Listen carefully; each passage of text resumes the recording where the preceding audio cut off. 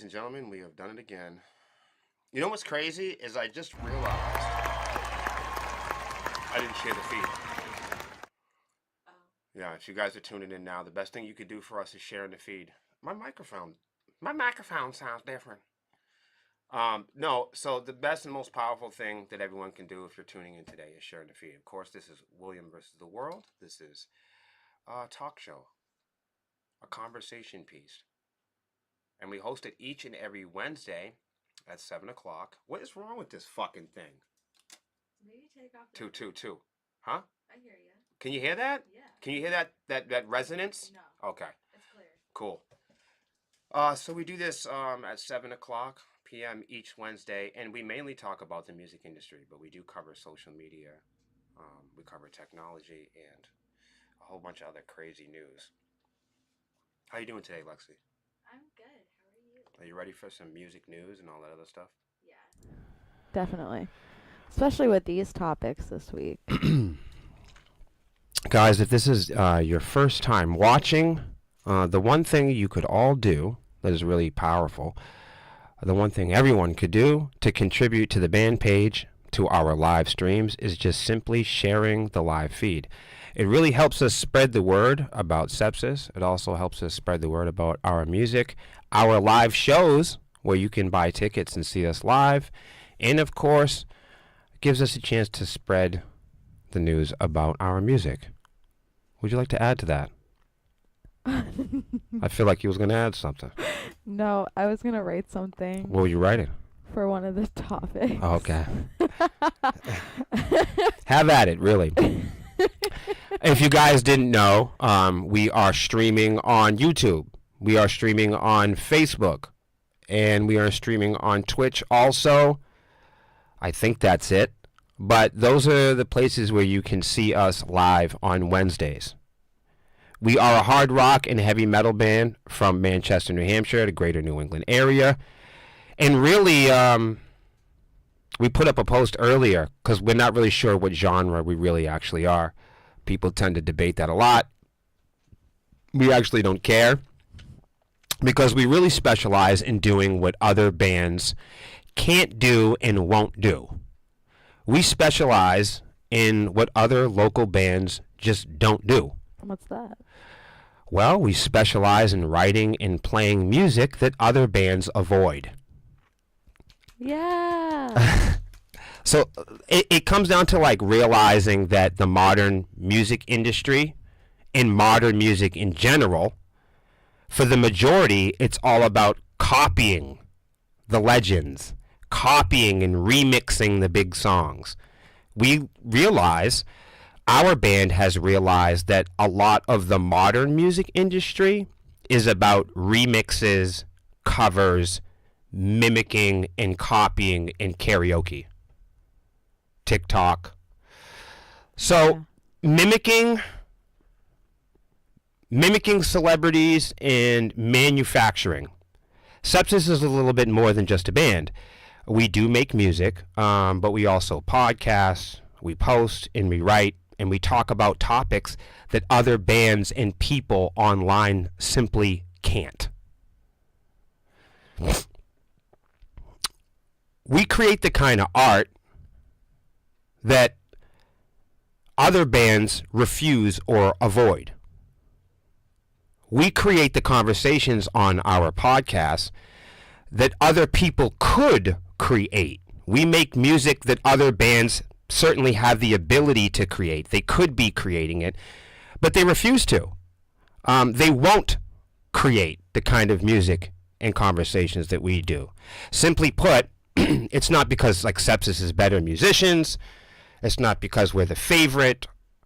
But it's because we aren't doing what everyone is going to do. Because what we do is not what everyone is going to do. And that's why we do it. The modern music method is based and relies on competition, capitalism, and mimicking algorithms, recreating success stories and models. Learning about other people's success, copying other people's success, making adjustments to other people's success, making adjustments to other people's legendary music and art, hoping to gamble and improve on other people's originality. As a band Sepsis, we specialize in sounds, ideas, and topics that the majority would avoid because our style doesn't promise to identify with the masses. Simply, we make music that will not be satisfying to the music industry. Our band has a model where we make music that will unsatisfy the majority and challenge what the majority of people think that they believe.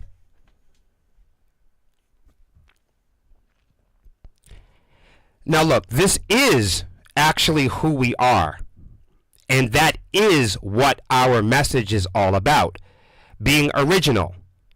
So original that any generic follower wouldn't dare to walk a mile in our shoes.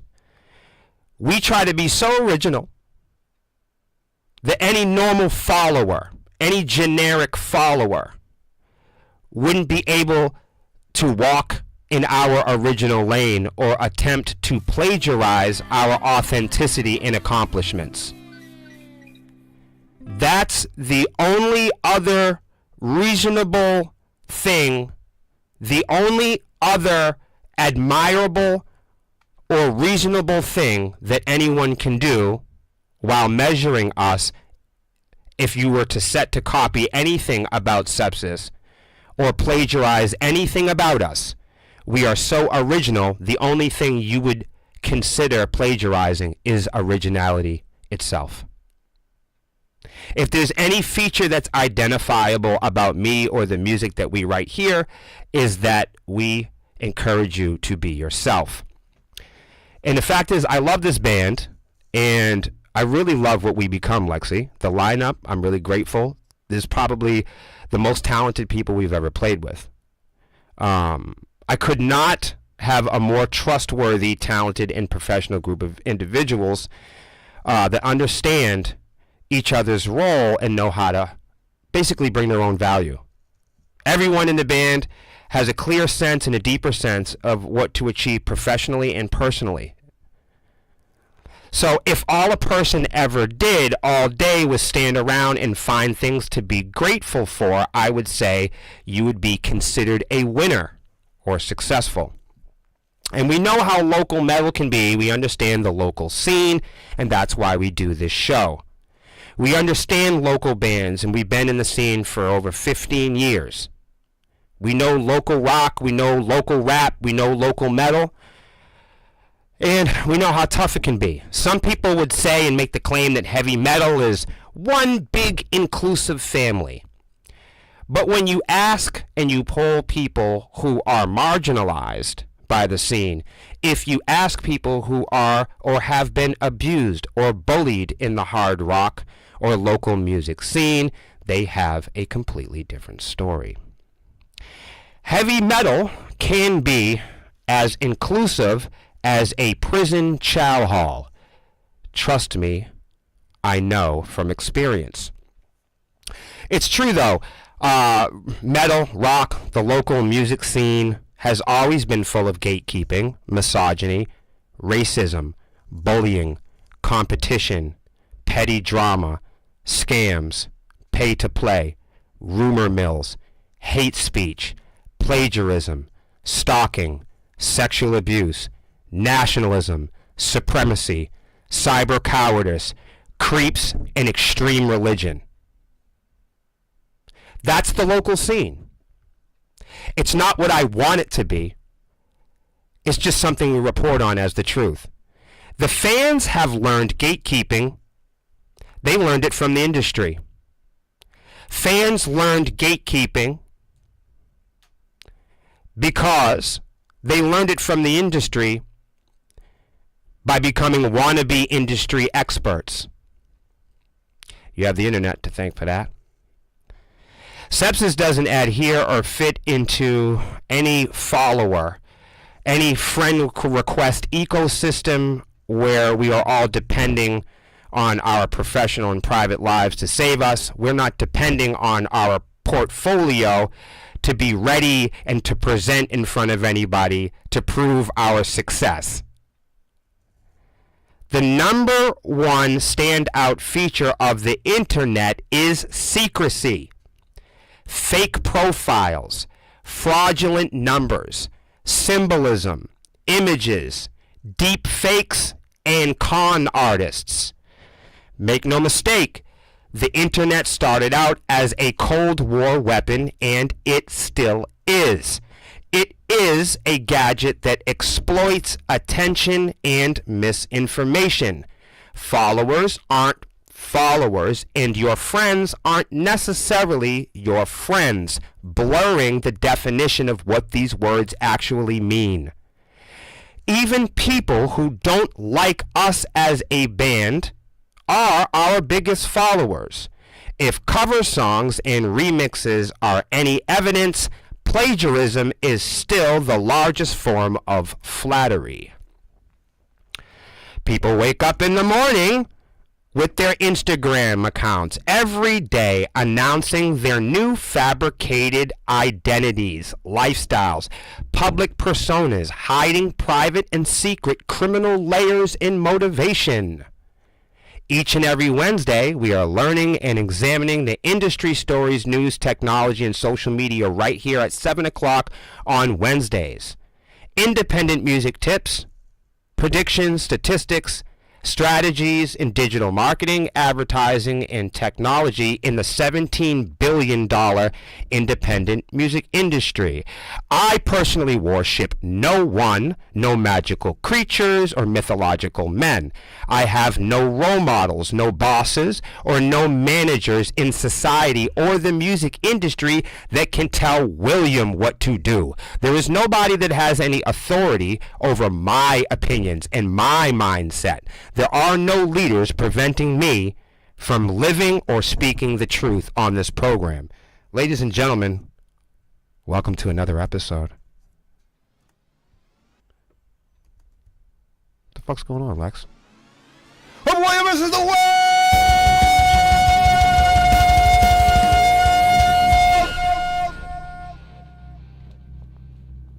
It was the right button. I got it.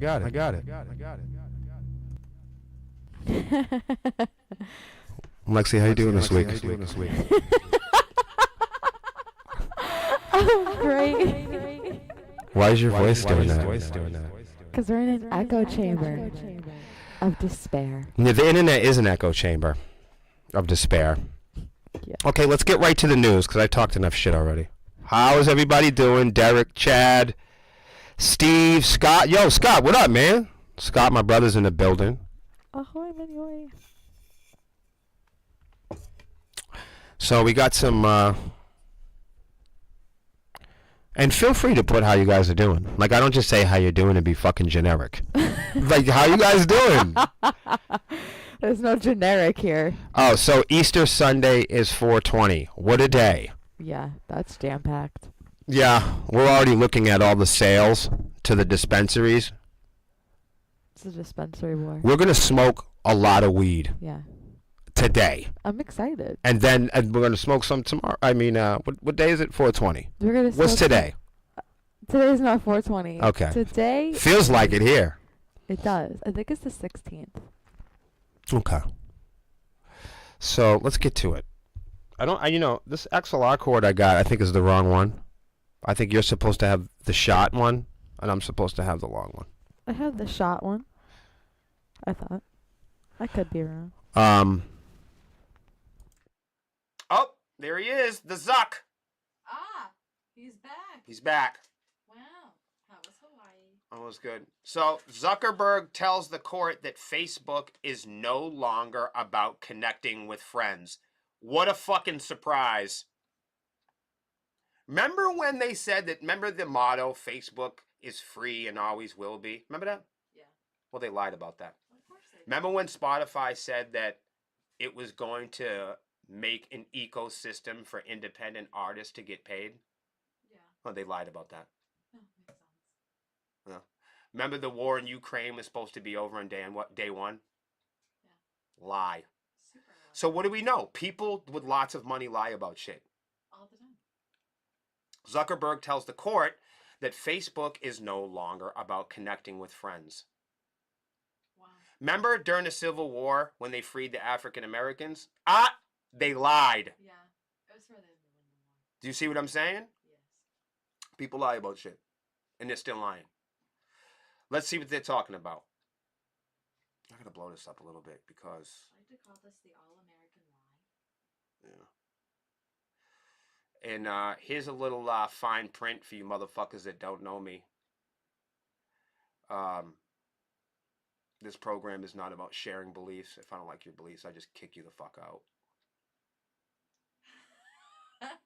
I'm not on the internet to share beliefs. So if anybody says anything that I think is ugly, I'll just get rid of you.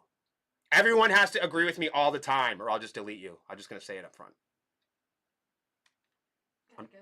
I'm just kidding. It's not that serious, but I think you get my point. Say some fly shit and you're out of the chat. All right. As times change, you have the right to say whatever you want on the internet, just not around me. That's good to say. You know what I mean? Like people can say whatever they want on their own pages. Sometimes people will ask us, why do we delete certain comments? Well, I'm here to answer that right now. I've never thought that this deserved an explanation, but I'm going to explain it one time only. So sometimes we come up with controversial or challenging topics that we post. Me and Melissa do that on purpose, if you didn't know. And that is so we can challenge ourselves, hopefully in a healthy way, for solutions in the world, you know? Meaning the smartest people in the world are asking questions. The smartest people in the room don't have answers, they have questions. That is our belief here. You don't have to believe that. But a lot of artists, a lot of content creators on Facebook, on Instagram, on YouTube, they put a lot of investment into their Facebook pages. They put a lot of investment into YouTube. So sometimes people ask us, after we put up controversial posts or certain things, some folks will lose their emotions in the comment section. Surprise, social media. If you lose your shit or you become emotional or inappropriate on our pages or networks, we just remove you. Because you can say whatever you want on your own page, you can have a podcast about whatever you want, but you can't do it here. And that's because we've invested in the quality of our pages, our groups, and our environments. So when you come to the sepsis page, you're expected to use language and organized English that results in decency, even if you disagree. Yeah. If you can't organize a conversation and keep it decent, then we'll remove you. So why do we remove people from the comments? Because I don't believe in free speech. Yeah, that's right. I believe that if you believe in something, you got to fight for it. I believe that if you say something, there are consequences for the things that you say. Therefore, it is not free. The things that you say, you will be accountable for. And everything that you say on the internet, like this is a live broadcast, is forever. So, the reason why me and Melissa remove certain comments from our page is because we have quality attendance. The people that come to our page are quality people. And we don't want the people that come to our page and comment there and have a safe place to go and expect or predict to be in a place that has low quality. So like abusive or low quality behaviors, we remove from the community. And that is evidence that that type of speech isn't free. So if you choose to use hateful or racist words or sexism or misogyny in our groups, we remove you, proving that it isn't free. See?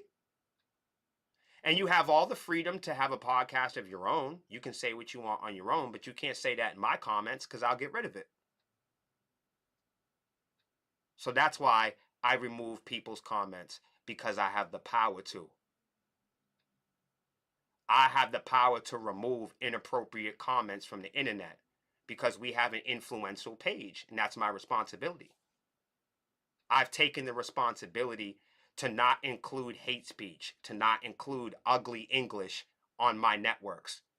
See that? Because I have the full jurisdiction and power to do so.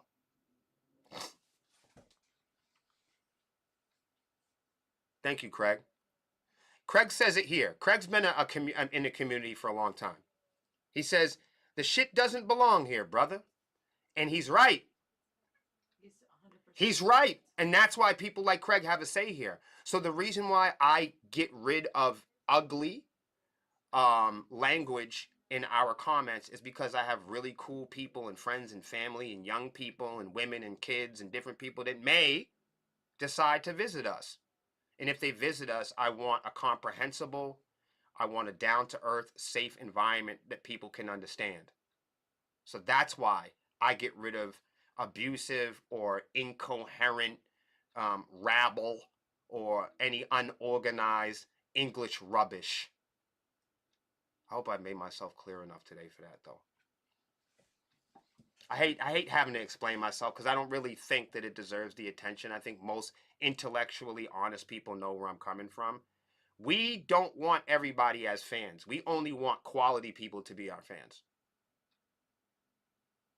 This is not, when we say all inclusive, there's some fine print. We don't want abusive people. That's not part of being inclusive. Because abusive people aren't including people. People that are abusive isolate people. So that's why we don't include abusive people. Because abusive people promote the opposite of inclusion. Does that make sense? So when we say that we are all inclusive, there's some fine print there. Pedophiles, rapists, racists, abusers, criminals, violent people, you're not included in our community. Get the fuck out. When we say things like all-inclusive, we mean people that can organize, inform English, and have conversations, and even manage their differences. But there are absolutely people that we don't welcome in the swarm. There are absolutely people that we don't want to be fans of Sepsis. A lot of bands want everybody to be their fan. Nope, that's not us. We only want some people. Just like they only want some people in the military, right? They only want some people being brain surgeons, right? You only want some people flying planes. We only want some people being fans of our band. Yeah, we don't want everybody to like us. Fuck you. Quality. We want quality people. We want intelligent people to find our band. We're not looking forward to meeting any more dummies. 100%. And we do have some morals, Ricky, but even morals and beliefs go out the window when survival and court come into play. I hear people talk about their beliefs and talk about their fucking morals all my life. And I did 17 years behind bars. And one thing I can tell you is a man's morals and his beliefs go out the window when he's faced with death or the judge. A man will throw away what he thinks he believes in when he's faced with death. A man will throw away his family, his best friends, or what he thinks he believes in when he's faced with years in prison. So yes, we do have morals and we do have beliefs. And I think that that's important, Ricky, because the people that are not included, the people that are not welcome in my community are the people that do not share the simple belief, that do not align with our beliefs on human decency, equality, that all people and creatures are created equal, that everything on the planet has its own purpose and lane here, that no person can revalue another person, that men don't own their women. We are anti-slave. So when people show signs that they don't align with our beliefs here, we get to fuck rid of them because our mission, our music, our lyrics, and everything that we stand for is under that banner. So when we say all inclusive, we don't mean pedophiles. When we say all inclusive, we don't mean thieves and rapists and criminals. When we say all inclusives, we do not include people that isolate and abuse other people. All inclusive does not mean that we're going to include people that harass and hurt other people. Man, I hope I could clean that up because I heard somebody say the other day, I thought you guys were all inclusive. No, not if you follow rapists and rats. If I find out that your leader is a rapist, you're not welcome here. If I find out that you're a racist, you're not welcome here. Our music is anti-racist. If you don't love LGBTQ+, you're not here. Get the fuck out. Right, you're not welcome. So when we say inclusive, we also mean people that include everybody. Because a lot of time we talk about heavy metal is inclusive and people pretend like heavy metal is under some inclusive banner. I beg to differ. I'm one of the only black guys in New England metal. I can tell you for sure.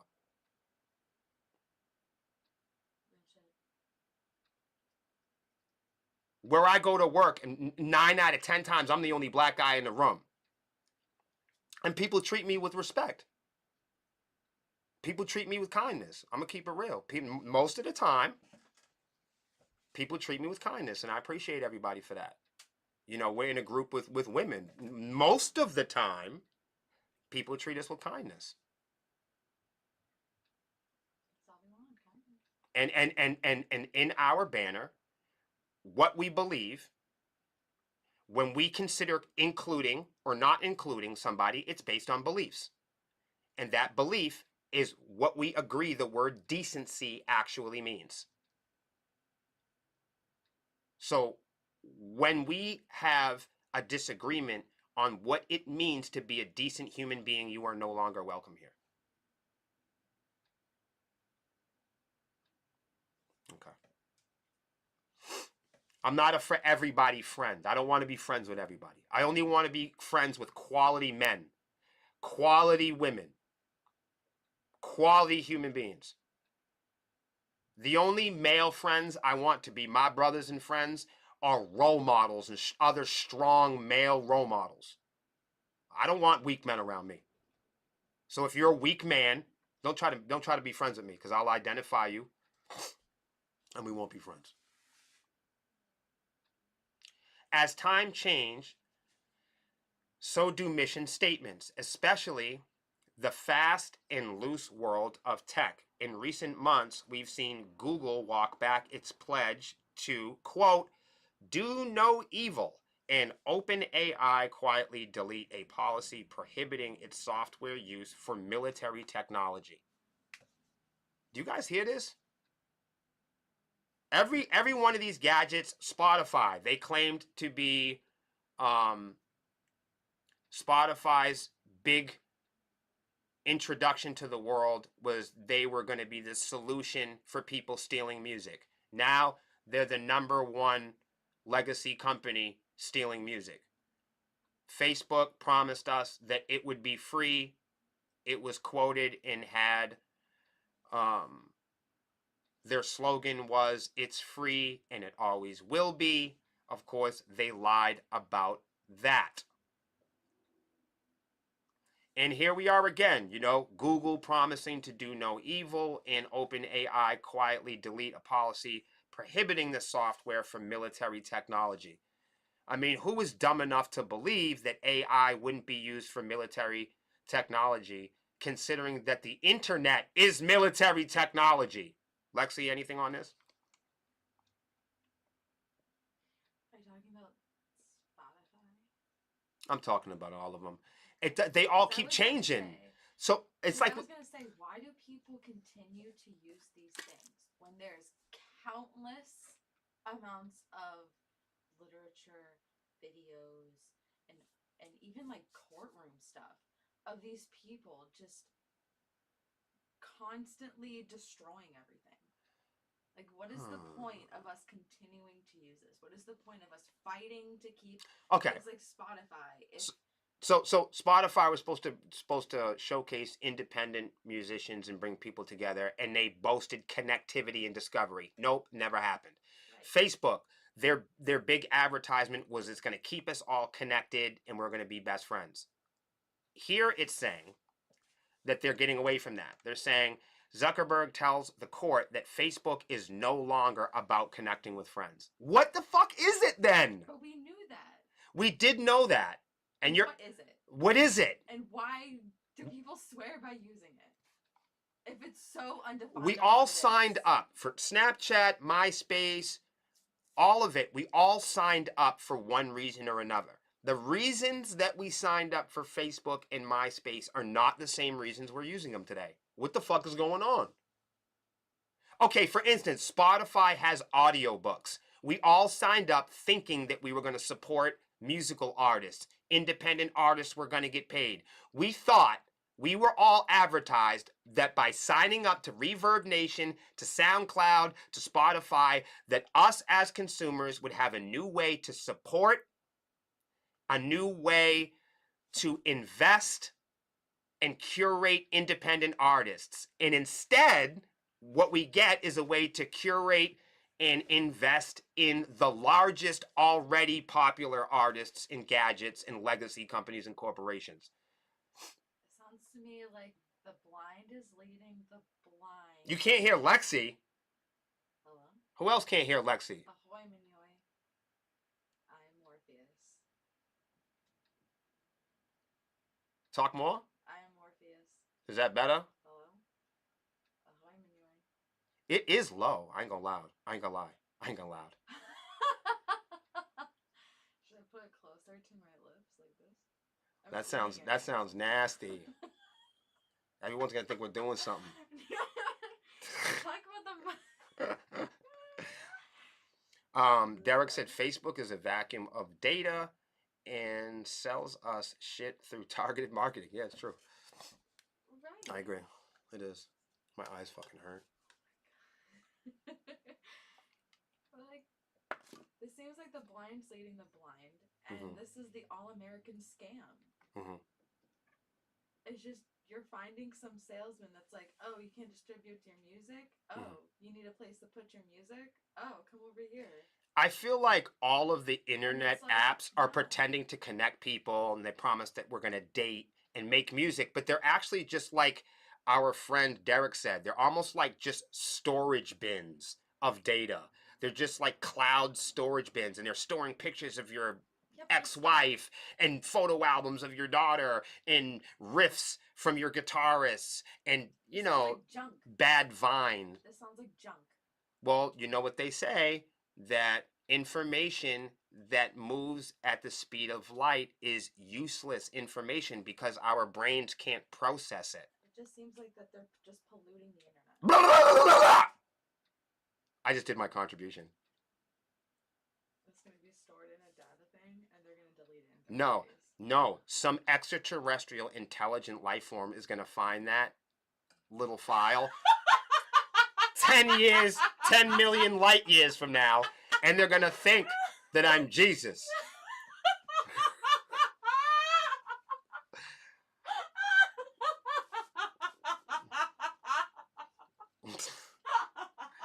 So I don't know what we're going to do. Facebook isn't about friends anymore. I think we should just put everything on the website and just So- say fuck social media. No, but this is what they want to do. Tell me if you like this idea. Mark Zuckerberg said what he's going to offer everybody is a way for everyone to delete all the friends that they have and start all the way from the beginning. Put a 1 in the chat if you want that. Put a 1 in the chat if you want to delete all of your friends and just start all the way from the beginning.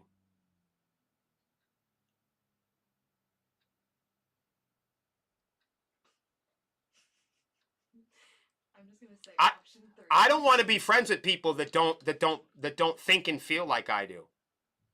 Like, for real. I'm going to be for real. I don't give a shit what anybody thinks.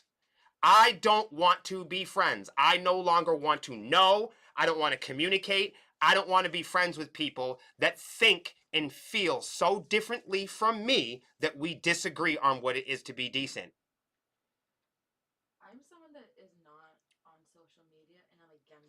I can't physically be around people that are not decent. I will physically attack them and commit crimes on their skeleton. Right. I can't do it. So my thing on this is you're just gonna continue what you did before. Right. Like for instance, I can't be around rapists. also- Nope. I can't be around people that are misogynists. I can't be around people that are abusing kids. I can't be around people that agree with racism and fucking colonialism. I can't be around them. All those people are on social media, so I'm gonna say the same thing. It just sounds like they're doing the same thing that they're gonna do in the next 10 years. Got you. Because all those people congregate there because they're all. That's what they're doing. Yeah, It's a and decent place to do I it. find if they don't have sheets on their head, they're sitting somewhere in a Discord or they're sitting somewhere in the shadows. This isn't the type of people that when you see them at the local grocery store, they're not the type of people that take the sheet off. Right. They're not the type of people to show them tattoo. They do that shit in the comfort and in their surroundings when they have an overwhelming amount of reinforcements. Yeah, all the people that are going to embolden them. I wake up black every day. I wake up sepsis every day. I wake up William every day, and I don't change who the fuck I am on the computer or the grocery store. Right. I'm not because I understand a level of decency and standards and quality that I'm not willing to compromise with my fucking virtue. That I'm not willing to use different language and organize my behavior and my English online and have that change when I get to the grocery store. Yeah, because there's this thing called reality, and we all live in it. Right. So to me, if Facebook is gonna do this and they can't define themselves, they're just gonna do the same thing. It's a predator's playground. Yep. So why even be on it? Why even fight to be on it? It's like the thing is, it's like Why once even have once people with ugly behaviors realize, right?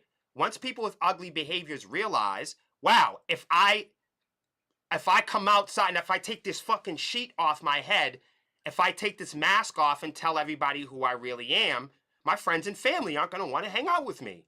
So the internet is a perfect place where people hide behind profile pictures, people hide behind ideas, and they're willing to say things like support local metal, dude, because they think they're going to get a gig. People go, oh man, end racism, because they think that that's what their mother wants to hear. People say, oh yeah, freedom and equality for everybody, because they think that that's what people want to hear. That's why I said this is a predator's playground. Yeah, you ain't lying. There's groups about it. There's groups where they all congregate. They're just doing the same thing. There's really So no rules to basically, this. so people that are truly ugly have to do what they've always done. Hide. Hide, ugly motherfuckers. That's it. Why controlling your music data is the new independence. Independent musicians, here you go. Now, I say this, right? But if you're a musician and you're trying to get to the industry, I'm willing to bet that this next topic is not for you. Yeah. I'm gonna click off. Yes, because independent music is for musicians that don't want to follow orders. Yeah, don't do it themselves. So if you're an independent musician and you secretly hope to sign a record deal and follow orders, you're in the wrong business. You're not independent. Be in the business of shutting the fuck up and following orders, because that's what your record label is going to have you do. Find them on Facebook. And I'm not telling you this because I'm somebody that wants a record deal. I'm not telling you this because I someday I'm dreaming of getting a record deal. I'm telling you all this because I've had record deals my whole life. I've been signing record deals since I was 13 years old. I signed my first record deal. My music was in Tower Records in Boston. I've been signing record deals since I was a teenager. I signed one as early as 3 years ago and 5 years ago. And I can tell you every record deal that I've ever put in front of my lawyer, I've been asked to not sign it. Every record deal that I've put in front of my lawyers, they've advised me to not sign it.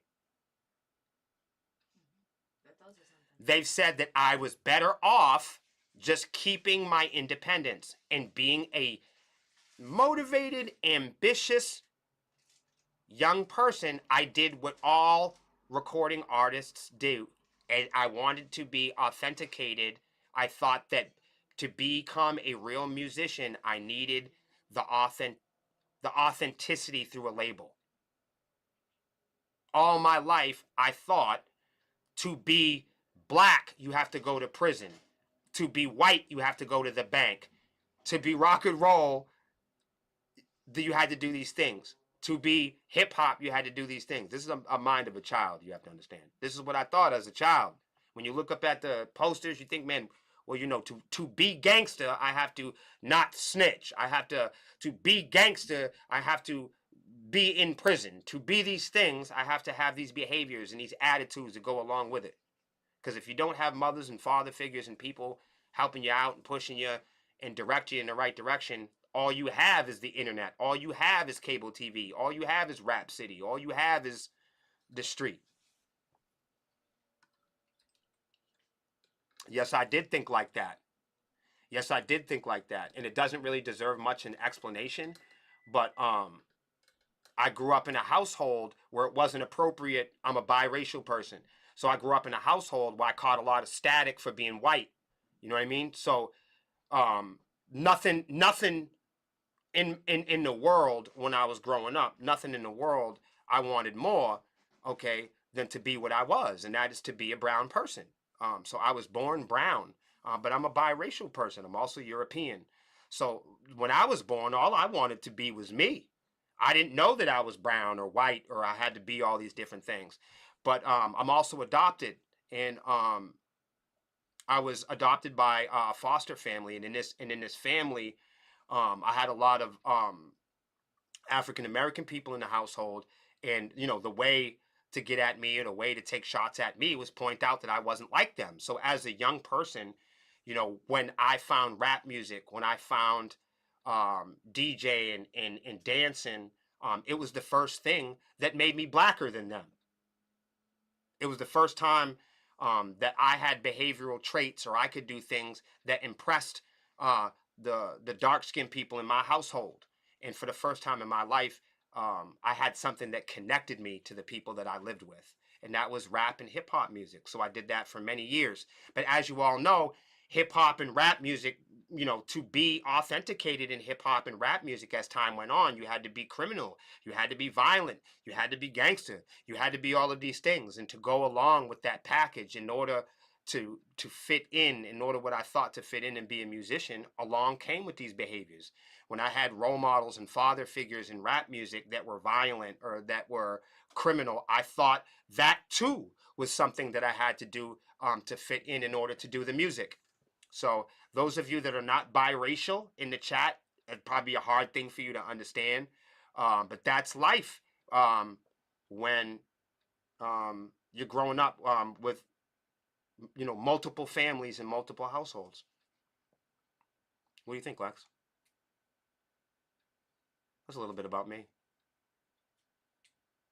went through all of that Mm-hmm. as a kid. You must have realized at a young age what this country really is when it comes to like record deals and like businesses and stuff.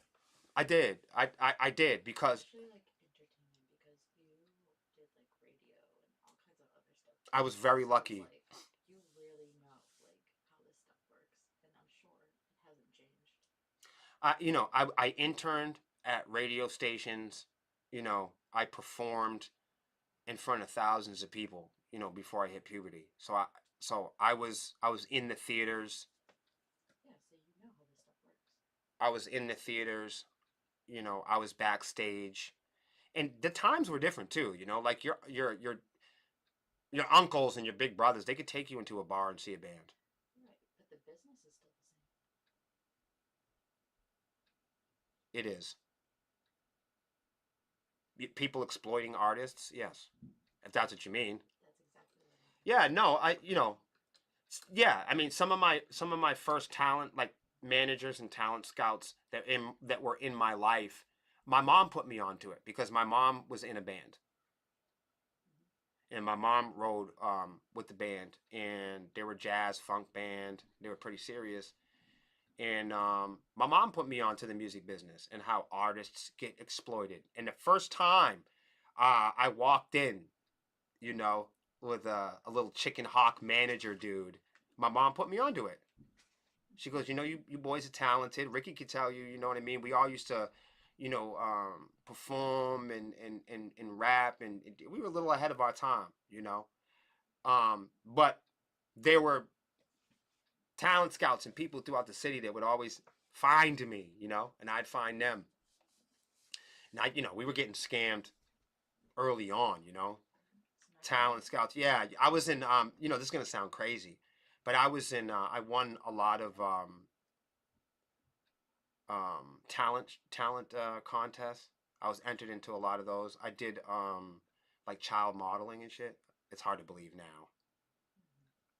But I was a kid, The business hasn't changed since then, which means when they think or have a false sense of, oh, it's changed, it hasn't been the same since the 80s or 70s. Right. Well, here's someone here. Yes. Who's been through all of that, and someone from before your time even told you that. Yes, they didn't. Which also proves that no needle has ever moved at any time about anything. No. And TLC. That's the sad part about TLC was getting ripped off. Slayer was getting ripped off. The Beastie Boys were getting ripped off. Wu-Tang was getting ripped off. Sepsis was getting ripped off. Right. We all, yeah. Comedians too. And that's the key thing about this whole thing where I'm just like, we keep acting, or these business people, keep acting like they're doing something new, but it's like, no, you're not. No, it's just another jukebox, another player, another Walkman, another Discman, another iPod, another gadget, and then the industry talent tastemaker comes to you and goes, "Hey, you know what? You could be like the real musicians, only if you're on MTV." And now the kid goes, "Wow, in order for me to be a musician, I got to be on MTV." You see what just happened there?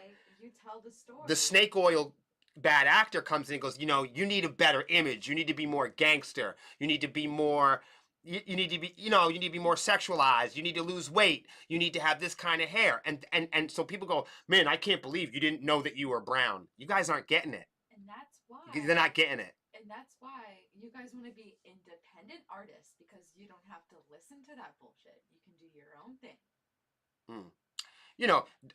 Duck Fart says, can I explain more in detail how all were getting ripped off? I got to know who all is. Who's all? That's what I got to know. Because I'm not speaking on the behalf of all, But you. Right. Specifically, I could talk about me. But if you wanted to, I'm not going to do the work for you guys. If you guys want to go and see how TLC, made it through the music industry, that's up to you. If you guys want to go look up how Criss Cross didn't get paid their royalties, that's up to you. If you want to look up the Metallica and Napster argument, I'm not preventing you from doing that. So if you want to learn about how people get scammed in the music industry, then go and do the work. I'm not going to do the work for you guys. Right. I've done the work. I'm going to tell you experiences. I'm going to tell you that people were ripped off in the music industry, and all you're going to do is naysay. All you're going to do is look at me, look at the way I look. You're going to say, you don't know me, William who, and you're going to go with what you've always went with, which is you're not going to do the work. You're going to listen to a guy like me that's had all the work. I've had all the experience. And I'm going to say, hey, look, I'm shouting from the rooftops. I've had all these experiences. Don't do it. I've had all this education. Don't do it. And I'm going to say that. And you're going to claim that you don't know me. And then my word is worth shit. So then do the work yourself. So go do the work yourself. Right.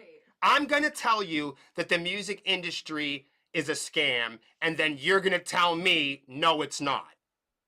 Right?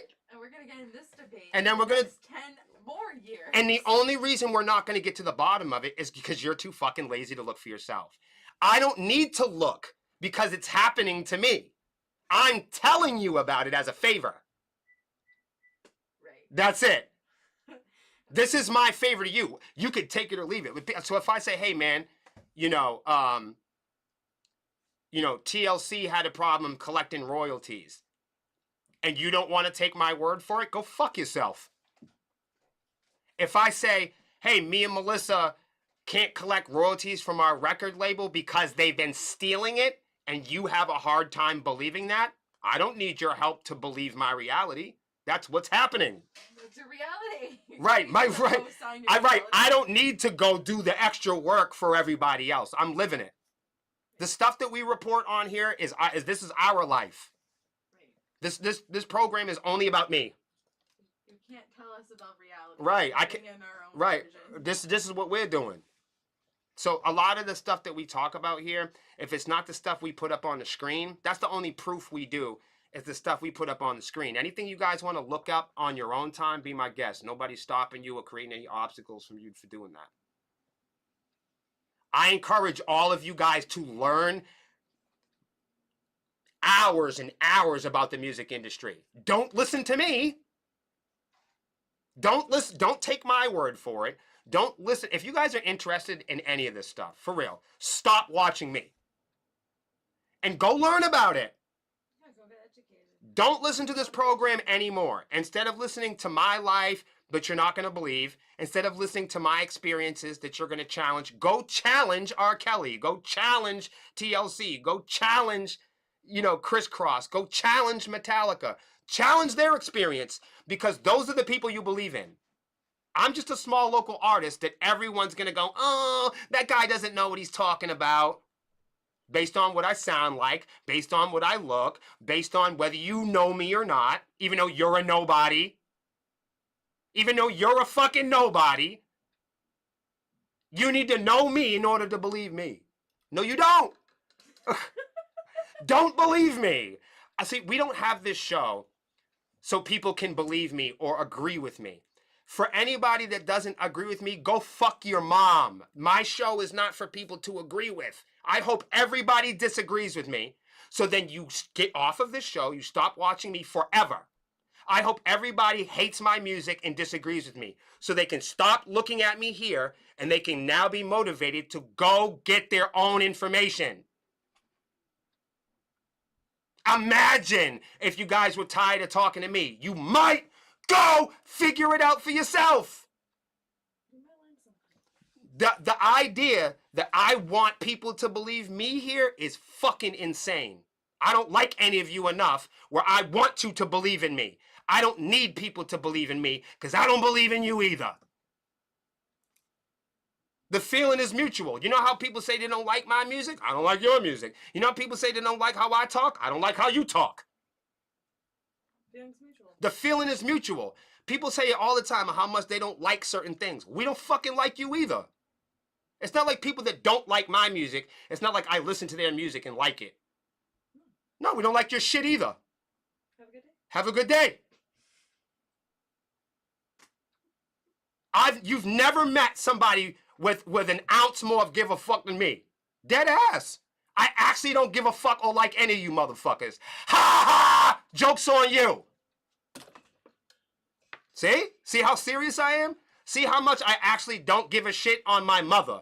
Everything that I tell you guys here, I just tell you. You take it or you leave it. I'm not your buddy. I'm not your friend. I don't hope you motherfuckers like me. Cat's out the bag. I'm not here to be liked because I don't like any of you. So there you go. You like that? I'm the only person on the internet that can admit it. Fuck you. You see? And I'll say it to your face in person too. Come and check me out. That's it. Not everybody on the internet, not all bands are dying to be liked or dying to be worshipped. I don't want anybody to ever fucking agree with me on anything. Listening to me and agreeing with me is not what I'm looking for. Please don't come here and people please me. As someone who spent years in navigating the complex of the digital music industry, I've seen firsthand as the author of how crucial it is for right holders to take control to their content and data. So you might want to know, how does William wind up with all of this pointless information? It's because I read this shit. You get your own information. I'm not waiting for somebody to deliver it and spoon feed it to me. You feed it to yourself. Right. I make music because I like it. I fuck because I like it. I eat what I want. I read what I want. I do what I want. I play whatever note I want. And I do whatever I want to boldly. And I suggest that everybody does the same type of thing. I don't want anybody to agree with me. I hope you fucking don't. Because if you don't agree with me, then you lazy motherfuckers will get some motivation to go look for yourself. Think if you guys really passionately didn't want to listen to me or didn't want to agree with me. You might be motivated to go search and ask the questions that relate to you, that are comprehensive and conducive to what you're trying to do. Yourself. Whatever I'm doing in my life is not going to fit for you. Go read the newspaper. Right, you got to go check out your own thing, man. Get your own dance. The ability to manage your assets independently isn't just a matter of convenience. It's a strategic advantage that unlocks new opportunities, reduces operational headaches, and gives you the flexibility to work with the best partners for your needs. I think the general idea is going off. I think the general idea is people want people to like them, Lexi. But what do you do when you run into people that don't give a shit? The general idea is everyone is expected to be liked. That's why everyone's putting on an act all the time. That's why when people come across people that don't give a fuck, they instantly get intimidated. Right. When people don't like me, I like it. When people don't like me, I know it. When people don't like me, I'm not hoping to convert them into somebody that likes me. I don't like you either. Like, I'm not looking to make friends or hang out with people or people that agree with me and pat me on the head and people that tell me that I'm a musician. I don't care if another person ever walks up to me ever again and buys another ticket to my show. I don't care if people like my music, because I know that everyone is sitting around in the fucking bushes in the shadows waiting to dismiss their closest friends. Did you ever realize that? People can't wait just to dismiss their closest friends and allies. Yeah, because they're not really their closest friend and ally. The people that claim to be your biggest, best friends in the world should be the people that go through hell with you. Not the people that are there when everything's fun. Yeah. Because if that were the case, they would be fake.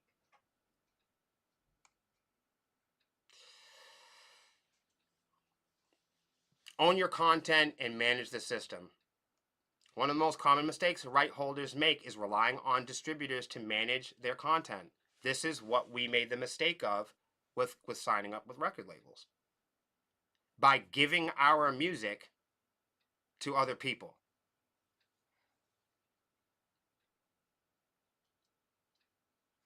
That's why I think we should utilize, find a way. I know we're not coders or anything, but the website. This is a good question here. He goes, so if I'm understanding you, you really don't care if your music doesn't go anywhere? No, I don't. We have to examine what that means. Like when you say, if my music goes anywhere, that means something to someone. When you say music goes anywhere, what does that mean? Where do you want it to go? Where do you want my music to go? This is 2025. When we finish a song, we upload it to the internet. That's it. It's not like a physical thing that goes anywhere. So he says, if I'm understanding you, you really don't care if your music doesn't go anywhere. So to answer you, no, I don't care if my music goes anywhere or not. Nope, not at all. But I've always thought that a music artist wanted to music out there to the masses. Nope, that's not what I want. Nope. Everyone's different. No, I don't want my music to be for the masses. My music is not for everyone. So to answer your question, do I want my music to go anywhere? No, I only want my music to go to certain places. Then the second question was, I always thought that music artists wanted to make music or get their music out there. There's a little bit of a typo there. Hopefully I'm helping out. I always thought that musicians wanted to get their music out there to the masses. Nope. I don't want my music to go everywhere to anyone, and I don't want my music to be liked or enjoyed by the masses. That's not what I want at all. I only want my music to go to some places, and I only want my music to go to some people. Not all bands that are on Spotify want to be on stage. Not all bands that are on stage want to be on the radio. Not all bands that are on the radio, not all artists and rappers that are on the radio want to be on TV. Not all people on TV or artists or performers and entertainers on TV want to be on iTunes. For instance, our new music cannot and will not be found on Spotify. After August this year, we will be taking and removing more music from Spotify. And further evidence that we do not want our music to the masses. We do not want everybody to have our music. My music and the music that I write in Sepsis and Sepsis's music is only for fucking awesome people. Our music is only for the coolest motherfuckers. My music that I write is meant to reach intelligent people, and it's meant to reach people like me. So if you're not like me, you're not gonna like my music. My music is meant to reach people like me, and fuck you if you're not like me. I hope that clears it up. So if you like me and you like my music, then you do. If you don't like me and you don't like my music, go fuck yourself, because my music is not for the masses. My music is not for everyone. My music is only for special people. I don't want my music to go to all countries. I don't want my music to go to racists. I don't want my music to be in everybody's hands. I don't want my music to be in the hands of a record label. I don't want my music and my message to be in the hands of Spotify. I don't want my message to be misunderstood, minced, or mismanaged by you. And that's why I have ownership to it. See what I'm saying? This next part says, establish a single source of truth. Metadata. Inconsistencies can be a fucking nightmare, leading to missed royalties, incorrect credits, and operational inefficiencies. The best way to avoid this is by maintaining a centralized, authoritative repository, a single source of truth. That's me. See that? See how that works? Even if Melissa wanted Sepsis to be for the masses, it won't because of me. Ha ha! Do you see how that works? Is because there is a single source. Deliver your content on your terms. The way you distribute your content should be intentional. Rather than sending everything to everyone, focus on delivering only what's needed. I hope that answers your question. Now that we can see it, let's look at it on the screen. So we can all tell, because sometimes when I do this stuff, and I'll tell you, Lex, when I share this stuff, people think I'm making it up. Yeah, that's why you're sharing the screen. I know when I tell people my experience, they're only going to go, here's some more work for you to do, William. Why don't you share with us what TLC went through? And then I'll have to go online and provide for these people that won't do the work for themselves. And I'll have to go and have the burden of showing them democracy. I'll have to explain to them the history of the country. I'll have to show them, you know, how we colonized the fucking country. You can't talk about decency with people online until you take them back to how the country was founded. Because they're not going to believe you. Not only that, they also forgot. They also forgot. So and there's a certain type of... Yep, there's a certain type of person on the internet that you have to put it on a screen because they don't like your skin color, they're not going to like your voice, they're not going to like the style that you're telling them in it. So there's a certain type of person that you got to put it on the fucking screen or they're not going to listen to you. So I know these type of people because you'll say what your experiences are and they'll respond with, let's hop on the internet and find more evidence. But I'm always reminding these people that I don't go to the internet to talk about my experiences. My experiences are my own. I don't need the internet or a record label to validate my life. But here it is anyway. Let's read it off the screen so it's valid. The way you distribute your content should be intentional rather than sending everything to everyone. I hope that actually answers that whole music for the masses thing. I hope that really sticks it because it's not for me. A rich white guy wrote this blog right here, and he's saying the way you distribute your content should be intentional, rather than sending everything to everyone. Now, I know that's difficult when you hear it from me. Take it from the asshole that's authoring the blog. That's why we're reading it to you. The reason why I come here and read to you things from everyone else is because I already know and predicted you guys aren't going to take my word for it. You guys are too flimsy. Yeah, you've also been doing this podcast for a couple of years, so you know how people are when it comes to you not portraying, but you giving the information out that you found. I'm not the guy that looks the way, that sounds the way that they want it presented to them. I'm not saying it to them in a way that's gonna people please them. I'm not their fucking mothers. I want to customize it. People in rock and roll are privileged, spoiled motherfuckers. They got enough money for gas, big old amplifiers, expensive fucking promo. Just look at the people in heavy metal. And ungrateful attitudes. Right. So the kinds of people that I'm dealing with on a regular basis are the people that can afford expensive amplifiers. And an ungrateful attitude. So when I give them information about the industry, they look at me and go, there's no way, judging by what that guy looks like and sounds like, that he's an expert about rock and roll. And that's where we say, fuck your prejudice. Right. So that's why we come on here and we put the bullshit up on the screen so you can read it from the friends that look like you. Punk motherfuckers. We knew what you were gonna do. We knew that you were gonna naysay me. Ha ha. Joke's on you. Joke's on you, jack off. Maintaining control over your delivery process ensures that you can switch vendors seamlessly, scale efficiently, and stay in command of your own content strategy. It also means you avoid being forced into vendor-specific formatting that can create long-term dependencies like Spotify, like the masses. I love this shit. I love this shit. I love it when we have a topic and it comes right up on screen. That's why we do this show. Yeah, because when you hear it from a guy like me, you go, Jesus, I don't want to listen to that fucking guy. Then read it. You don't want me to be right, and that's what fucks people up. Gotcha. Your prejudice. Period. Build a future-proof infrastructure. You're looking at it right here.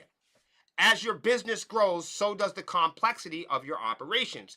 Royalties, licensing, analytical finance systems rely on a core sets of metadata. And if that data is improperly managed, insufficiencies start to creep in. And that's what happens when you give your music to other people. That's what happens when you give away your intellectual property to strangers and legacy corporations. Does that make sense? Probably not. We're gonna need Morpheus to explain. Oh my God. What type of role model and AI voice do you want me to put it in? They want Hulk Hogan, Morpheus. Ronald Reagan. No, Morpheus is black. They're not going to do it. That's why They're not going to do it. I know. Jimi Hendrix was a great guitar player. They wouldn't give him the respect. They wouldn't give him his flowers. Fucking rude. Stay agile in a changing industry. That's what we're talking about today. The music industry is evolving faster than ever. New platforms, revenue streams, and business models are emerging all the time. Side note, that's why Sepsis doesn't put all of its eggs in one basket. Get it? Get it now? Not yet. Okay. Y'all don't got... Comments saying not yet. They don't get it. They don't get it. Oh my God. Whether it's exploring new licenses, opportunities, entering new markets, or leveraging emerging technologies, maintaining independence gives you the flexibility to adapt and thrive. That's why we don't go with music for the masses, because to go by the masses, you have to go through the industry, not independence. Do you get it? Nope, not yet. Owning and controlling your content gives you the ultimate independence and allows you to position yourself for long-term success. And changing the digital landscape by taking control of your CMS, centralizing your data, refining your distribution strategy, and future-proofing your infrastructure, you create a business that's not only more efficient, but also more resilient. Do you get now why I wouldn't put my music for the masses? Do you get it now? Yeah. All right. That's why we don't do it. That's why I don't want everyone to have my music. Because I have an understanding of how people have gotten ripped off in the music industry in the past. not by reading blogs on this podcast, but because I've been signing record deals since I was a teenager. Do you believe me or not? I mean, it doesn't matter at this point.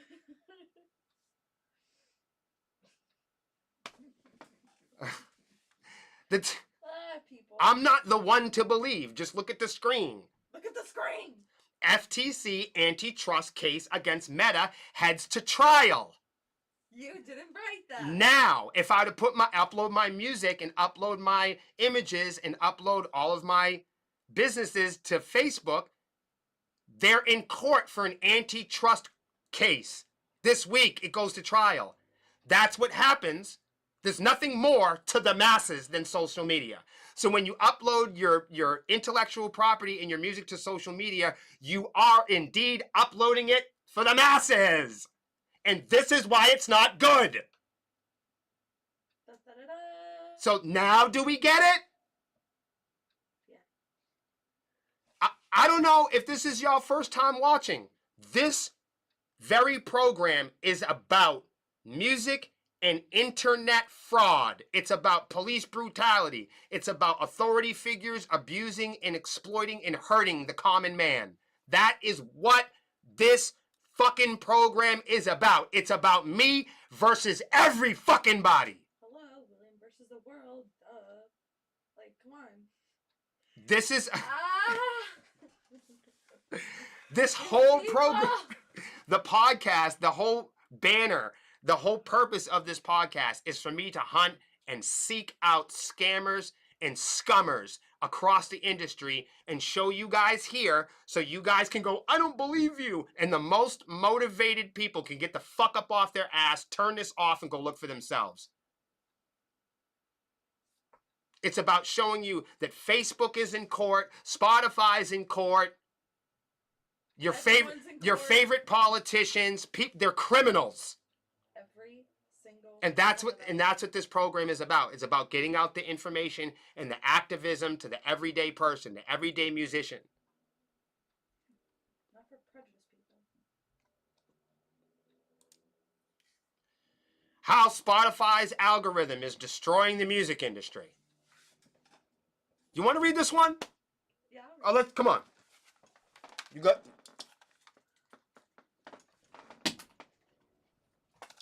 I'm gonna have Lexi come on and read one, so we could break up the monotony. But Maybe they'll listen to me. maybe y'all listen to her. She's a very gentle white lady from Merrimack. She never yells. Well. She's worked with me for 7 years, but you probably don't believe me. Here she is. I gotta tell them myself, and they're not gonna believe me. They're not gonna fucking believe you. I gotta stretch. Yeah. You're hooked up. There you go. You're fine. Okay. So here it is. You want me to make it a little bit bigger? Yeah. Ahoy, Minuy. I am Lexi. I've been here for 7 years. No, I don't believe you. I've been here for 7 years. I'm Lexi. Ahoy, Minuy. If you don't know, figure out where Ahoy Minuy is from. Anyways, this is how Spotify's algorithm is destroying the music industry. No surprise here, but here we go. Out of all the music you've listened to in the past week, how many of the artists and song titles can you name? Try it out in the chat. I'd love to give credit to the artist, not me, the person that wrote this. I don't know who they are. Chase. Chase would love to give credit to the artists who have decorated my time over the past week with their music. But, there's always a but, thanks to the way Spotify shows me music, I can't. Well, here we go. While music discovery used to be a social event,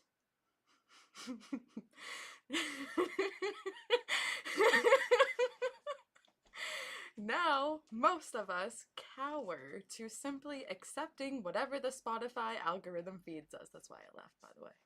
While there is convenience in turning off our brains and mindlessly listening to an AI generated lo-fi beats playlist, there are real world negative consequences for both the artists and the listeners. And we're going to dive in. So here's number one. Removing the human element from music discovery. Every generation has experienced music discovery in a different way, but all involved in a social interaction. Whether it was digging through record crates with friends or scrolling through curated music blogs, discovering music meant being a part of a community that we have lost. Maybe a friend made you a mixtape, or you stumbled onto a song during a late night college radio session. It sounds like more than just a session. The music felt tied to a moment, a person, or a story. But algorithmic, there we go, recommendations, though convenient, feel cold by comparison for the very first time. Whether it's Discovery Weekly, Release Radar, daily mixes, or AI generated playlists, Spotify has lots of tools designed to feed you the exact same music that you want to hear. The app learns from your listening habits and feeds you more of the same. While it may feel like you are discovering, quote unquote, music, in reality, you are boxed in. You ain't discovering shit, Jack. The same genres, the same time periods, the same artists. You get placed in a niche of music that ensures you keep playing engaging with the app, but with limited exposure to new experiences. You are not experiencing shit. Here's number two. Algorithms are also impacting the music itself. All right? It's not just how we find the music that's changing. The way artists create music is also evolving to suit the algorithms. Tracks are getting shorter, they're like 1 to 2 minutes now. Sometimes barely hitting the 2-minute mark, the person just put. Choruses often arrive within the first 15 seconds. Why? Because platforms like Spotify track listener behavior in those first few seconds, and artists don't want their songs skipped. When Old Town Road dominated the world of streaming in 2019, record labels took notice. A short track with a catchy chorus at the beginning is an easy way to hack the engagement metrics of the algorithm. They're trying to hack it. The average length of a Billboard track dropped from over 4 minutes in the early 2000s to merely 3 minutes and 7 seconds in 2021, even a little bit before that. There is now real pressure on artists to play into the algorithm rather than tell a proper story through their music. I remember reading an Adele when she first came out with her album. I think it was like 21 or something, and like she had to like stop or like rewrite a song because it was over 7 minutes. Just for an example. Number 3, ignorance, I can never say that word, is bliss. Here we go. Many algorithmic playlists on Spotify are filed with unknown artists who will never see recognition for their work. Surprise, surprise. Spotify can feed you a perfect playlist. What is perfect? And you can enjoy said playlist without reading the names of any of the artists or the tracks that you are listening to. This is by design.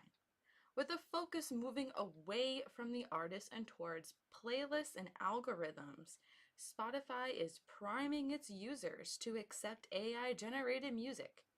If you don't know who the artists are in those lo-fi beats playlists you listen to every day, you won't notice when Spotify starts swapping out human artists for AI-generated tracks.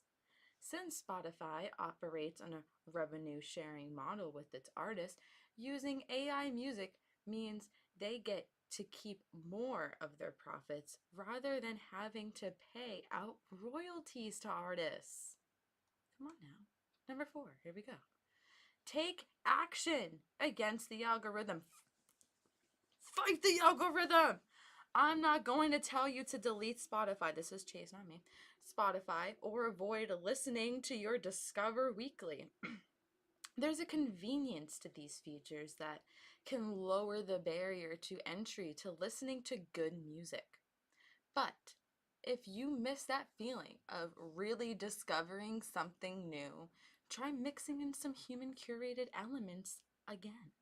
Ask a friend what they've been listening to lately. Take a stroll to your local record shop. Or, get ready for this one, get up off your ass and attend some live music events. At the very least, try to spend some time each week listening to music with intention. Take notice of the artists that appear in your playlist and dive into their albums or Jesus see Christ. if they or see, or see if they are on tour in your area soon. Shout out your favorite artists on social media. Tag them in the comments. The only way we can prevent AI from garbling up the entire music industry is if we keep it alive through real human connection. Algorithms can be helpful, sure, but but when they take over the whole experience, we lose more than just the thrill of the hunt. We lose the humanity behind the music. What are your thoughts? You know, this Chase guy really put a lot of passion. He did good. You did great. Yeah, that is how the algorithm is destroying the music and destroying, not extroying, destroying the music industry.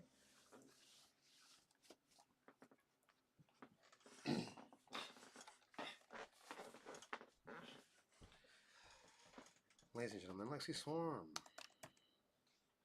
She always does a great job. She always does a great job. Great job, Lex. Thank I'm you. trying to give you the clap thing. It's not working. Why doesn't it work? I don't know. There it is. Yay. I wonder if I pressed it. No, I'm not going to make any changes. I was gonna say you can keep pressing it and it could just be like, yay, yay, yay, yay. So here's an interesting story. I hope you enjoy this. So I want you to take a look at your screen. Look at your screen. So this is the website People. I may have here. Horse Girl is half human, half horse, and a full musician. How she went from the farm to Coachella. This is Horse Girl. Talking about like a science thing. No. Turn the lady into a centaur. Do you want to see Horse Girl? Oh shit! What's going on? Wait. Somebody said they couldn't hear us. Hello, Hey! chicken. I'm Morpheus. What the fuck? Ahoy, Minioi. Can you hear us now? Did it mess up, Duck? Yo, Duck. I heard your echo chamber. Can you guys hear us? Hold on, here's some music.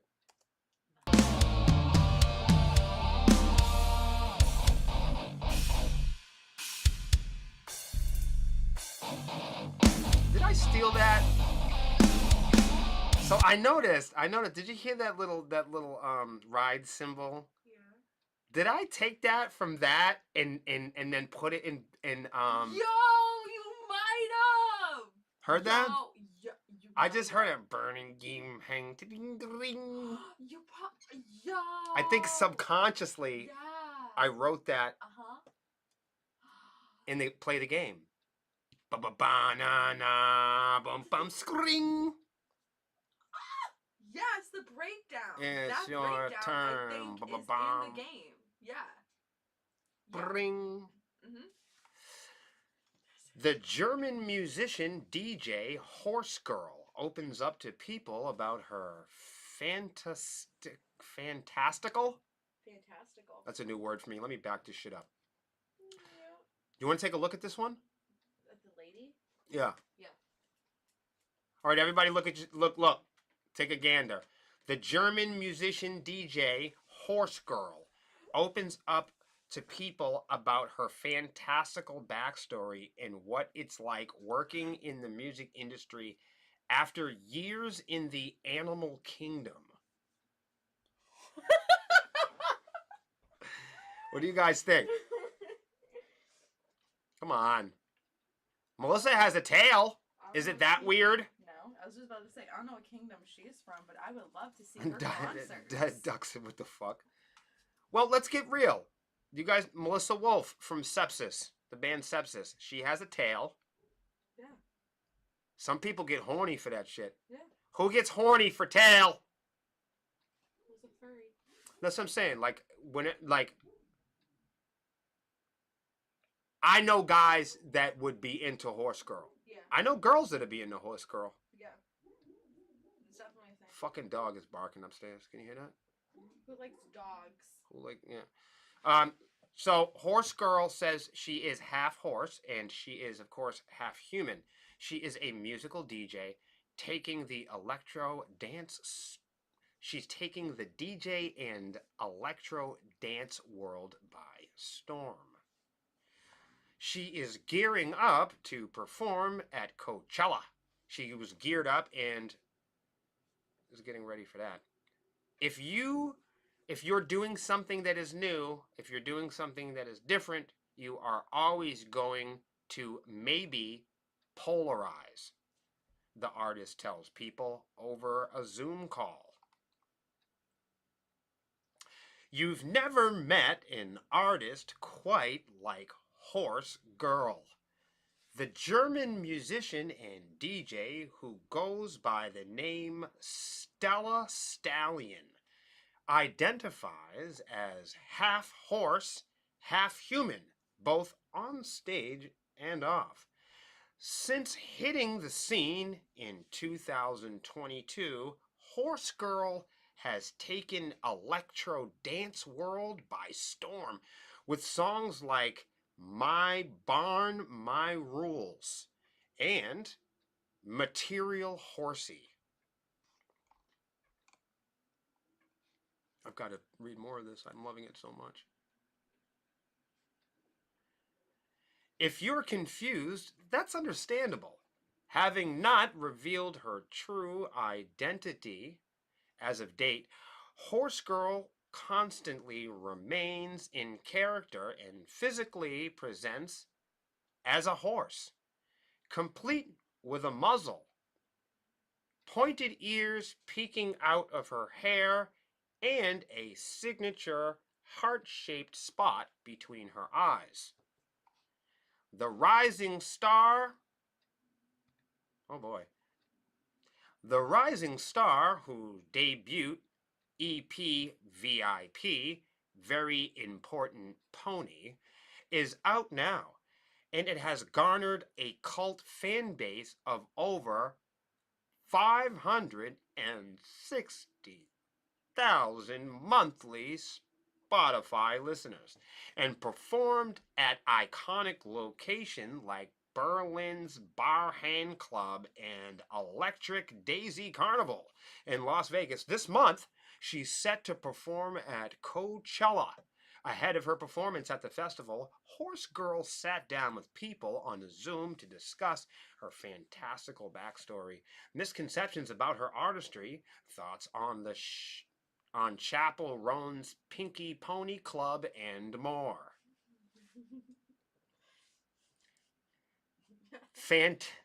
Any misconceptions about her artistry, thoughts on Chappell Roan's Pinky Pony Club, and more.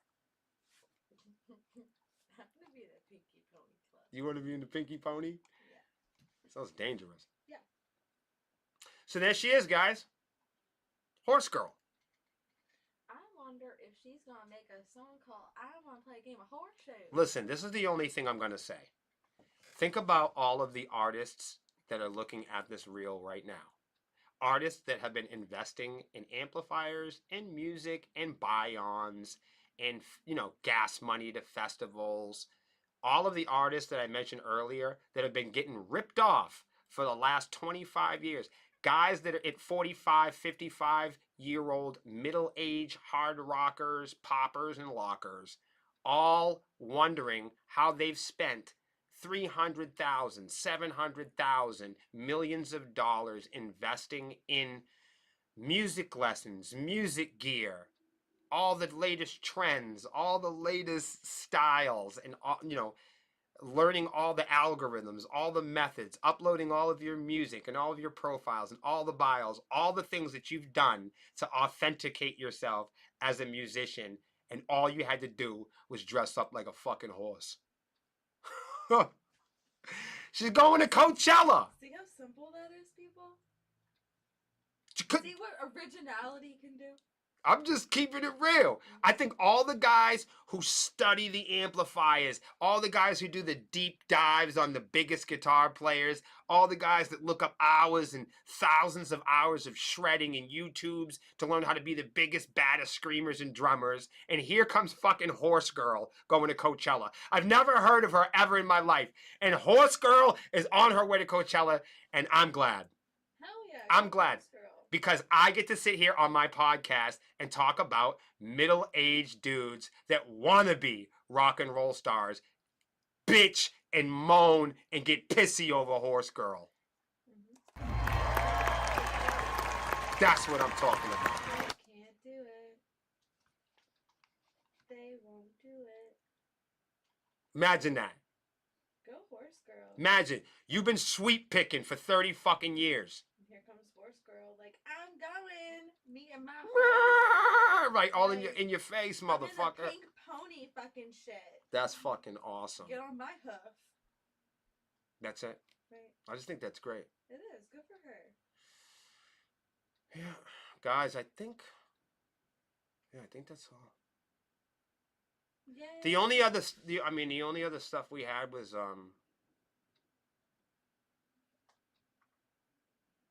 we don't want to hear any more about social media, I can tell you that much. The only other story I had was scientists found an alarming amount of microplastics in our brain. That doesn't surprise me. What do you think about that? Although it's concerning, that doesn't surprise me. I'll read it just because it's fun. Yeah. Plastic pollution isn't just an ocean issue anymore. It's a lot closer to home than you might think. A recent study revealed that the average human brain may contain the equivalent of a whopping 5 plastic bottle caps worth of microplastics. The New York Times took a deeper dive into the topic on the heels of the study making the rounds in February, showing that scientists are only beginning to scratch the surface of what this could mean for our health. Lexi, we're going to find out what's happening. Let's find out because I'm interested. In a groundbreaking study led by researchers at the University of New Mexico, scientists found that brain samples from 2024 contained nearly 50% more microplastics than those from just 8 years ago. The average brain held roughly 7 grams of plastic, the same as a disposable spoon. How do they detect it? Like, how do they see it? Cameras. What kind of Cameras that can look in your body. like microscopes? I'm How do they know it was plastic? I'm sure we'll get into that, Okay. but cameras. Mhm. I'm telling you. Yeah. More concerning still, the researchers observed it, higher levels of microplastics in the brains of people with dementia. No. Yes. Though, as Times noted, the scientists at the lab, quote, noted that might be because those brains have more porous blood-brain barrier and less able to clear toxins. Similar plastic particles have already been found in the human placenta, bloodstream, and even a baby's first stool. I'm sorry about that. Sorry to report all of this to you. You guys probably don't It's believe. the truth. You guys probably don't believe me. It's the truth. Good thing this isn't just an audio program. Yeah. So as plastic accumulation balloons in the environment, which many people believe it's not, it mirrors the growth in our bodies. Listen to do you understand what the fuck they just said? Yeah. Think about it. The earth is made out of 70 some odd water, Right. right? The human body is made out of, The same. okay. Now listen to this statement that you guys won't believe because it's coming from me. A plastic accumulation, as plastic accumulation. Let me calm down. Like accumulates like in the atmosphere. Yes, I'm terrified. Okay. As plastic accumulation balloons in the environment, it mirrors the growth inside our Because bodies. we're breathing it in. Whatever the earth, however the earth is being polluted, however we are affecting the environment, it doesn't matter. The debate's over. One thing we know about, we don't have to debate it. We're not. Whatever we do to the earth, we do to our own body. I'm so glad they figured this out. Right, if you smoke a cigarette in the room with your kid's smoking cigarettes. We got it. We got it. We got it. You cannot argue with science. It took us to 1920 to observe biological microbiology. I think Because the technology. microscopes were invented. Yeah. We had telescopes and we had magnifying glasses, but I think Microscopes are new. microscopes are newer. Yeah. And we didn't have them to the 1900s, which means that anybody that wrote a book or anybody that wrote a piece of literature before the 1900s never knew what microscopic bugs were. Yeah. We didn't have the technology. We didn't know that there was microscopic fucking animals in the ocean. We just didn't know. Mhm. Okay, so if you don't have instruments and tools to look inside the body, how do you know what's there? You're not gonna know what's Okay, there. so the people that wrote our most trusted ancient books were lying. They didn't know that about germs. The people that wrote our most trusted books, the most trusted literature known to man. Think of the oldest books and the oldest literature that we have in our possession. None of it talks about germs. None of it talks about bacteria. None of it talks about viruses. There's nothing on the walls in Egypt. There's nothing in the Bible that says anything about germs. Yeah. They didn't know And about it. and it's not because they were bad people. No. They didn't know about it. They didn't know. And about they it. didn't know about it because they couldn't see it. Didn't have the resource tools. Don't be mad at them. That's They crazy. tried their best. They tried their They best did. with what they had. They really did. Once they enter the human body, some microplastics are so small they can pass through critical barriers and lodge in organs like the brain. The bloodstream. While scientists haven't yet nailed down how much plastic is too much, early research findings suggest nothing short of dangerous. This is awful. Current research shows links between microplastics and serious health issues, including cognitive decline, reproductive concerns, immune system disruption, memory loss, hormonal disruptions, and even developmental problems in children. And because most of the plastic waste is decades old, it's not just a problem of the future. It's a problem of now. Now, you probably don't like it. Right? Nobody likes when I say stuff like this. You guys want me to read fake stories? Additionally, since microplastics also seep into the soil, the water, they pollute ecosystems, and they pose a threat not only to people, also to the wildlife and food systems we rely on. In short, this isn't simply a medical concern, it's a public health and environmental challenge with severe global implications.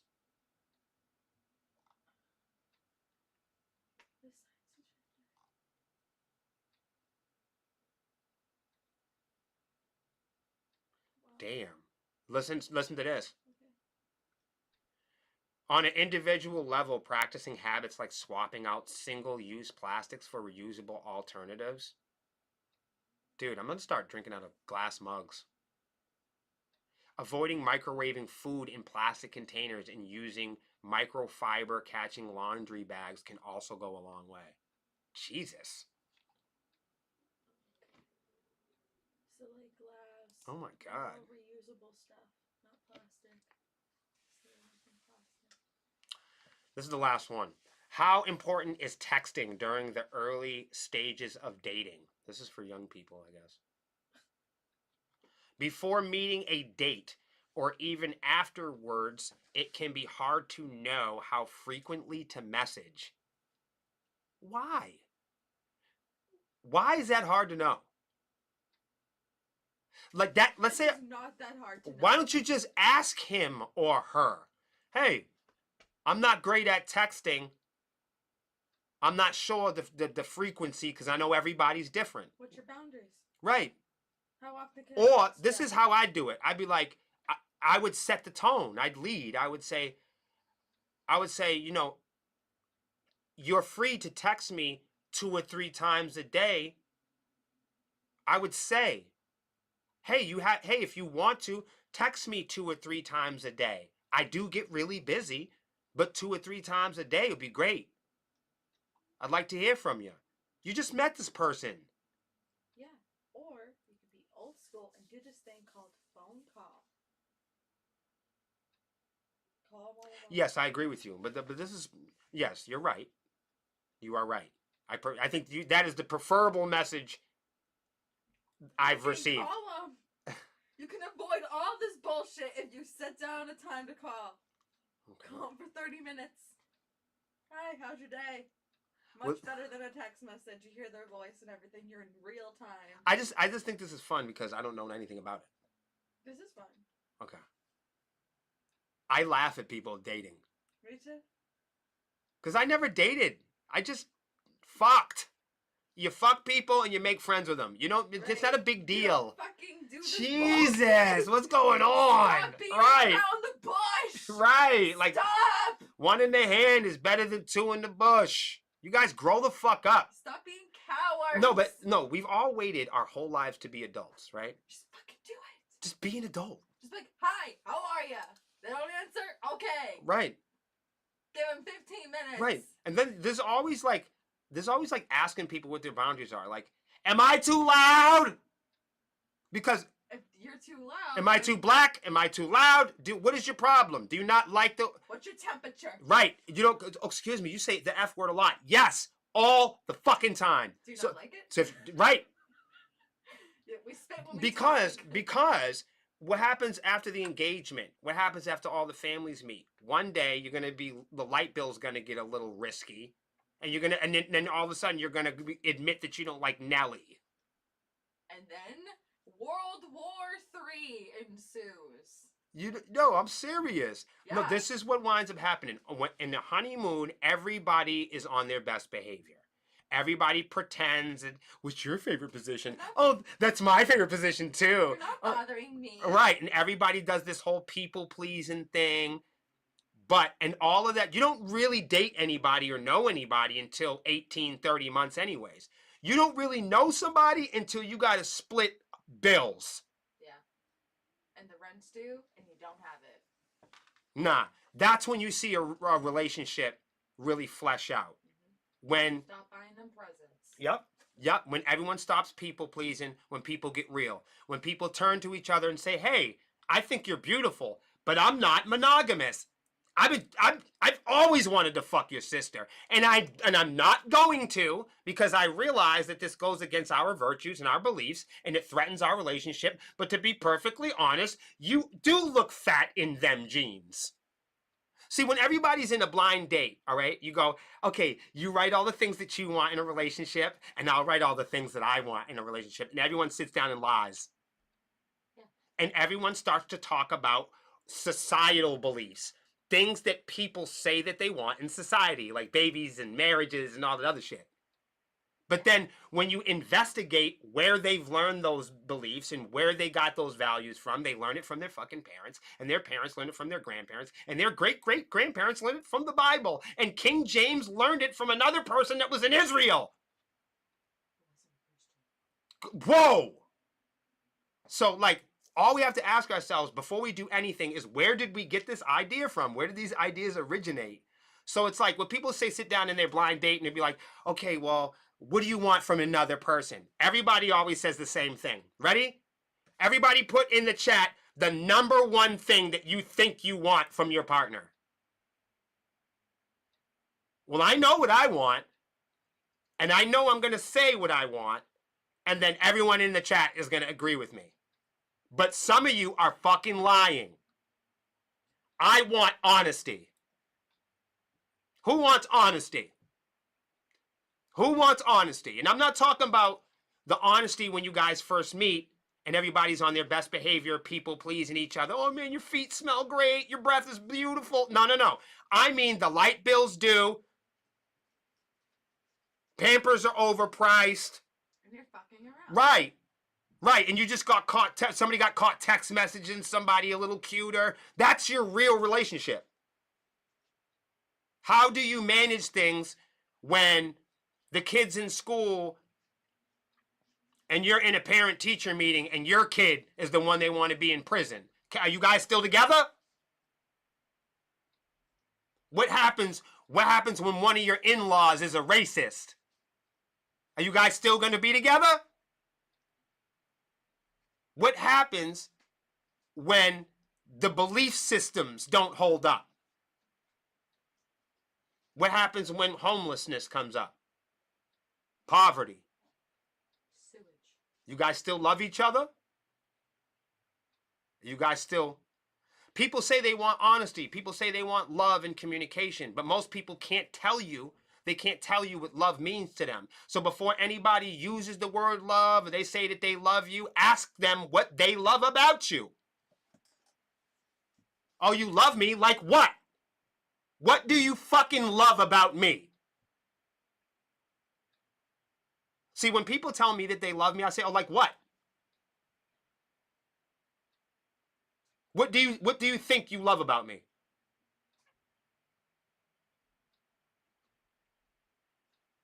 And where did you learn that from?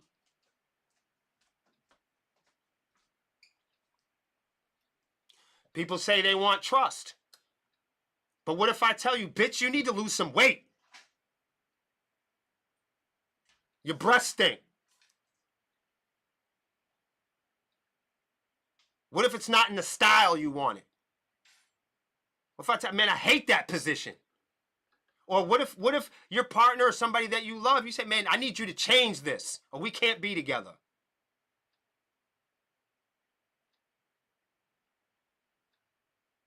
Or what about if you have to let them go? Didn't know I was going there, did you? Do you love them for real? Are you that honest? Where if somebody else walked in their life that was better than you, would you step aside?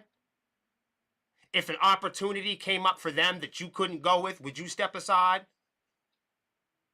Would you nominate them for a life of leisure? Would you nominate them for a life of confidence if you knew you weren't the one?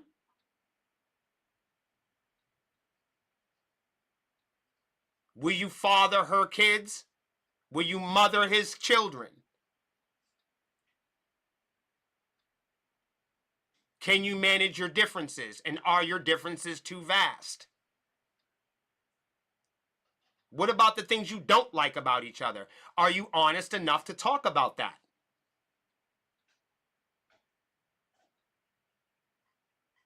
What happens when the person that you're with doesn't treat other people the way that you'd expect them to? What if they treat you like gold, but they treat black people poorly?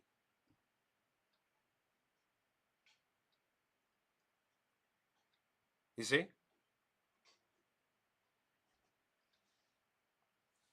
Time will tell. You guys have a great night. Bye. I appreciate you guys. See you next week on another episode.